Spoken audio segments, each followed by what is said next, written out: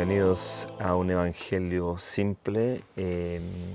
Ahora vamos a tocar un tema que es muy importante, la definición de qué es, cómo trabaja en realidad el Espíritu Santo. ¿Quién es el Espíritu Santo? ¿De dónde viene? ¿De dónde sale? Y eso va a quedar muy aclarado en 1 Corintios capítulo 12 del verso 1 al 7, es el que vamos a estudiar ahora. Así que te aconsejo que tomes tu Biblia y leamos juntos. Vamos a tratar de hacer un pequeño video corto para que quede clara esta situación. Por supuesto que hay muchos versos más que pueden indicar, ¿no es cierto?, la procedencia del Espíritu de Dios. ¿Quién es el Espíritu de Dios? ¿Quién es el Espíritu Santo también? Comencemos con el capítulo 12 de 1 Corintios al versículo 1. Dice lo siguiente: acerca de los dones espirituales, no quiero, hermanos, que ignoréis. Sabéis que cuando erais gentiles, ibais como erais llevados a los ídolos mudos, ¿cierto? Antes de conocer al Señor, tú tenías ídolos que no hablaban, que no podían comunicarse. ¿Okay? Tú tenías dioses que no se podían comunicar. Por tanto, el versículo 3, os hago saber que nadie que hable por Espíritu de Dios, es decir, este mismo Espíritu que nosotros encontramos refiriéndose al Espíritu de Dios en el Génesis, en el primer capítulo, donde dice que el Espíritu de Dios, hovering, se movía sobre la inmensidad de las aguas. Bueno, acá el apóstol Pablo está haciendo referencia al mismo Espíritu de Dios. Dice que, por tanto, os hago saber que nadie que hable por Espíritu Dios va a llamar anatema a Jesús. Es decir, va a llamar a Jesús maldito. Nadie que hable por el Espíritu de Dios. Y nadie puede llamar a Jesús Señor si no lo hace por Espíritu Santo. Es decir, el mismo Espíritu. El Espíritu del Señor y el Espíritu Santo nos vienen a convenir que son el mismo Espíritu. Sin embargo, el 4. Hay repartimiento de dones, mas el mismo Espíritu es. Y hay repartimiento de ministerios, mas el mismo Señor es. Es decir, es el mismo Señor, es el mismo Espíritu del Señor, el que reparte los dones y hace la repartición de ministerios. Leamos de nuevo el versículo 4, para que quede un poquito más claro. Empero, dice mi versión, que es la versión Reina Valera 1909. Dice, empero hay repartimiento de dones, mas el mismo Espíritu es. Es decir, el Espíritu del Señor, que menciona el versículo 3, y, ¿no es cierto?, el Espíritu Santo. Es el mismo Espíritu. Y hay repartimiento de ministerios, mas el mismo Señor es. Sin embargo, hay repartimiento de dones, es el mismo Espíritu es, y hay repartimiento de ministerios, mas el mismo Señor es. Es decir, ahora vamos a ir resumiendo. El Espíritu de Dios, ¿okay?, el Espíritu Santo, es lo mismo, es el mismo Espíritu. El Señor es el Espíritu de Jesucristo, porque Él es el que hace el repartimiento de ministerios, dice el Señor. Aquí nos estamos encontrando, ¿no es cierto?, con una entidad que emana de Dios Padre y Dios Hijo. El Padre y el Hijo comparten el mismo Espíritu eterno, lo cual es llamado en el Antiguo Testamento el Espíritu de Dios, lo cual es llamado en el Nuevo Testamento el Espíritu de Cristo y el Espíritu Santo a la misma vez. Así que ustedes vayan sacando conclusiones de esto. El versículo 6 dice, y hay repartimiento de operaciones, mas el mismo Dios es el que obra todas las cosas en nosotros. ¿Confundido? Es el Espíritu de Cristo, es el Espíritu Santo, es el Espíritu de Dios, es Dios mismo. ¿Quién es al final del día el que está operando?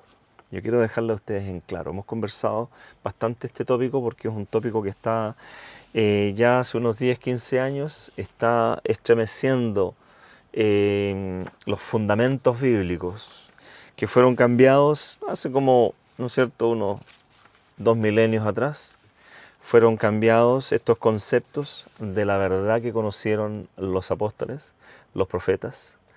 Después se llegó a la conclusión, ¿no es cierto?, que no era el Dios, ese Dios, el único, solo Dios, está compuesto de 3 pequeños dioses, o 3 dioses, que no se le puede llamar 3 dioses tampoco. Pero Cristo es Dios, Espíritu Santo es Dios, el Padre es Dios.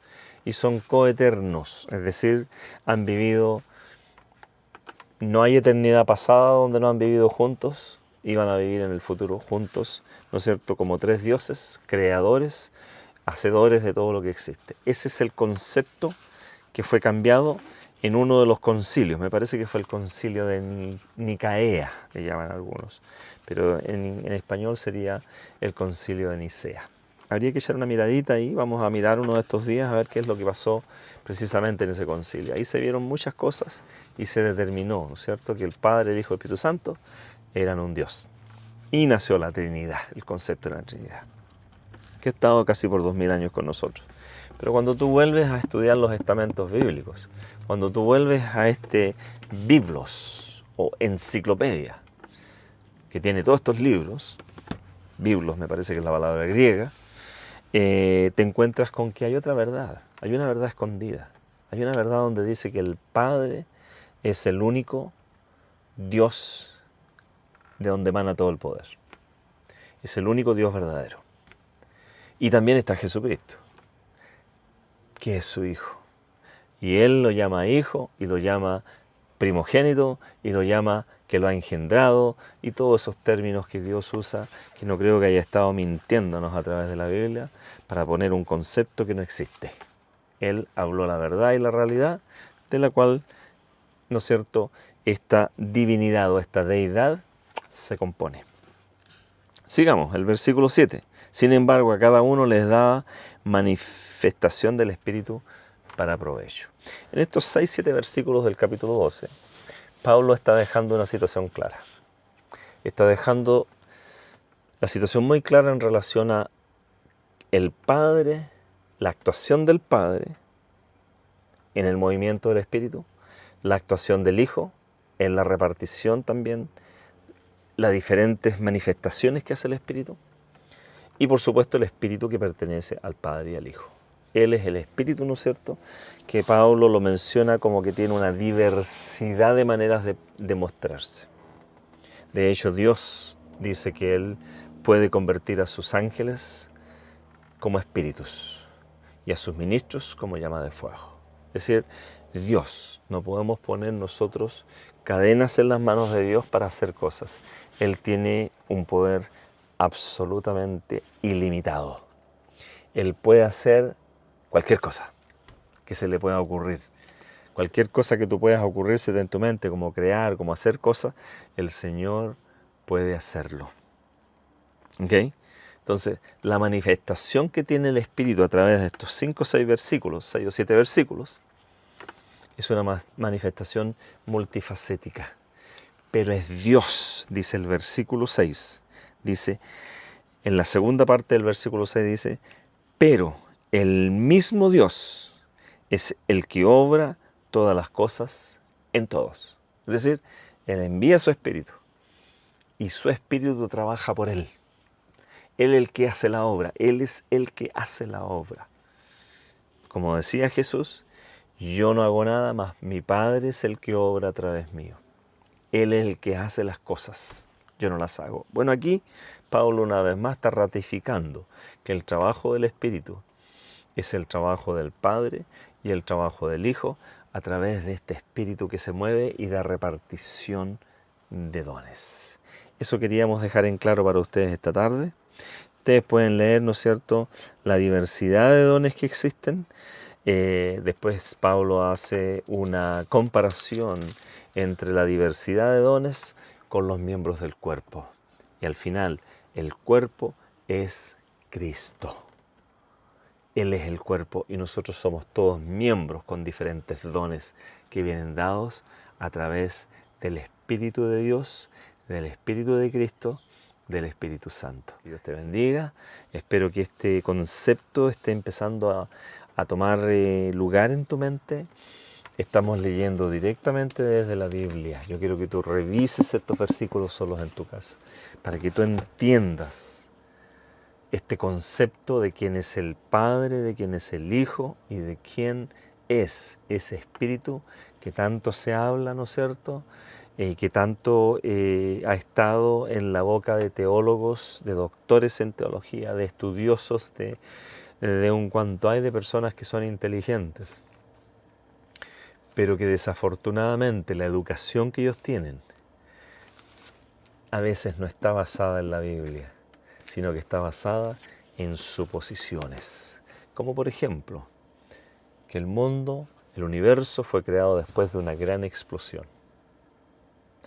Pero por otro lado, nosotros como cristianos creemos que el Señor dice que la creación está aquí en la Biblia y creemos en la creación.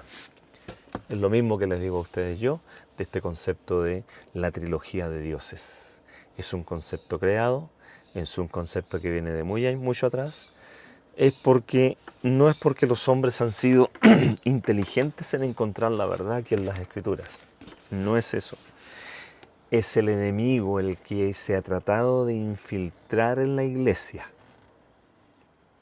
porque él desea que nosotros dejemos de lado al Cristo verdadero, al Jesús, al Mesías, al ungido de Dios, que tiene una posición en el cielo como hijo, que Él es el que vino aquí a la tierra a hacer la voluntad del Padre, a comunicar este evangelio del amor y a podernos acercar al Padre porque nos habíamos alejado después del pecado de Adán en el Edén.